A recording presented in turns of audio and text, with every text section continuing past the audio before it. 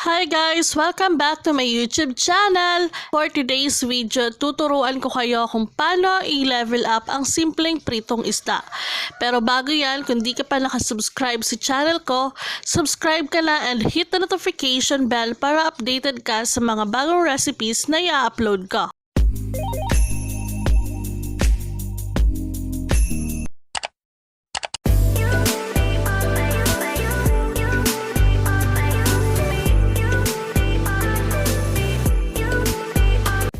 So guys, ito muna ang ating quick montage sa ating ingredients.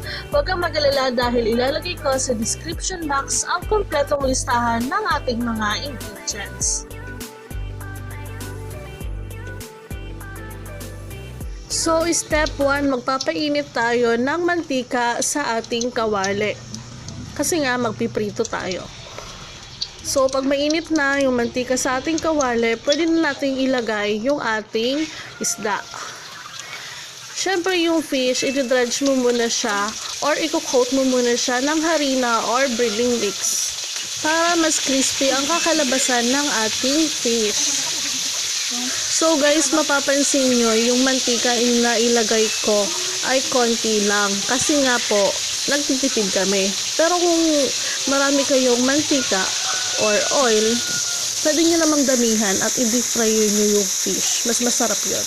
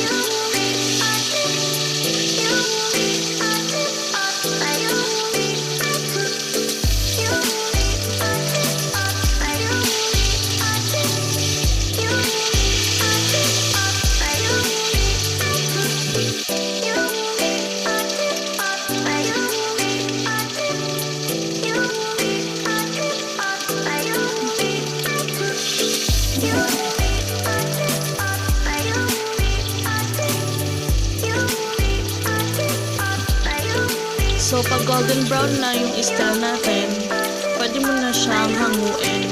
Then, ipagpatuloy nyo lang yung process ng pagpuprito hanggang sa maprito nyo lahat yung isda.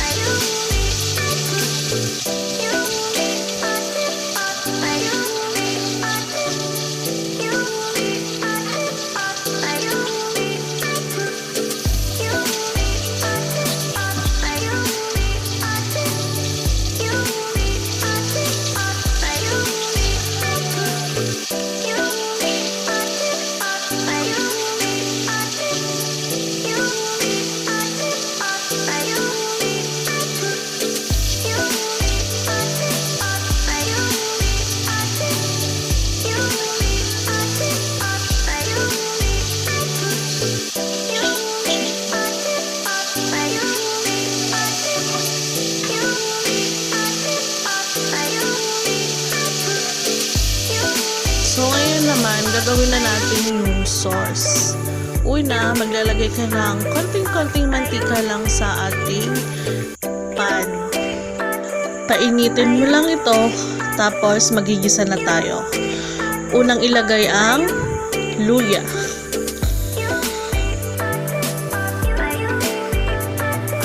So, pag naaamoy nyo na yung mabangong aroma ng luya, isusunod na natin ilalagay yung ating bawang. So, syempre, hindi kompleto ang ating ginisa kung wala tayong sibuyas. So, ilagay na natin yung ating sibuyas. Then, igisa mo lang siya ng about 1 to 2 minutes hanggang sa mag-caramelize yung ating sibuyas.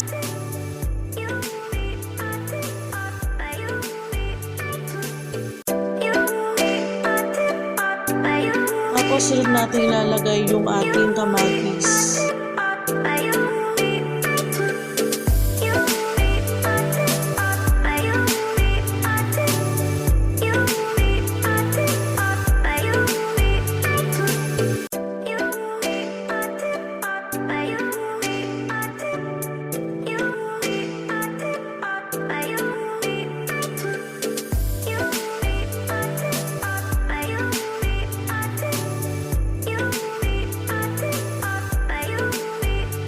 So, kahit nagigisa tayo, huwag niyong kakalitaan na tingnan-tingnan yung piniprito nyo kasi baka masunog.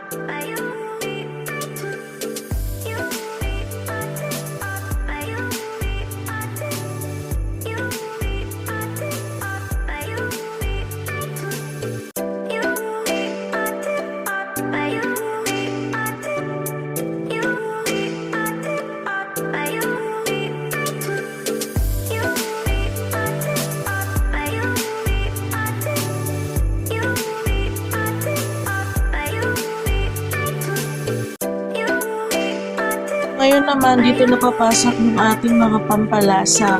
Una, oyster sauce.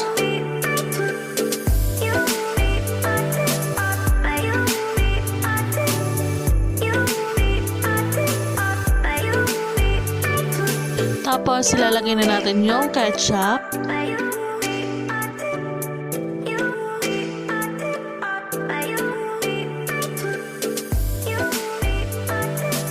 Maglalagay rin tayo ng konting tubig.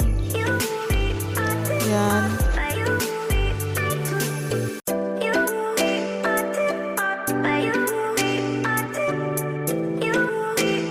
Season of salt and pepper, pero nauna yung pepper kaysa dun sa asin na inilagay.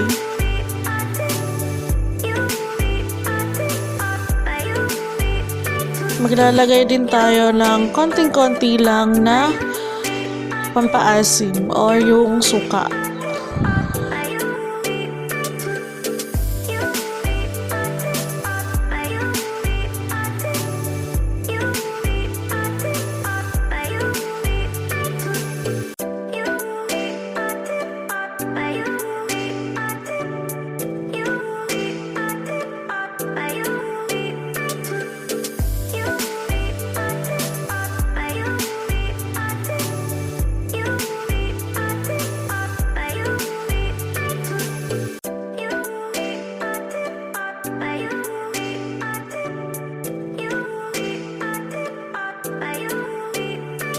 Lagay na din natin yung spring onion na pang kemi-kemi lang. So yan, pwede na to kasi medyo malapot na yung sauce. So ayun guys, tapos na natin lutuin yung ating special sauce. And tapos na din tayo magluto. It's plating time!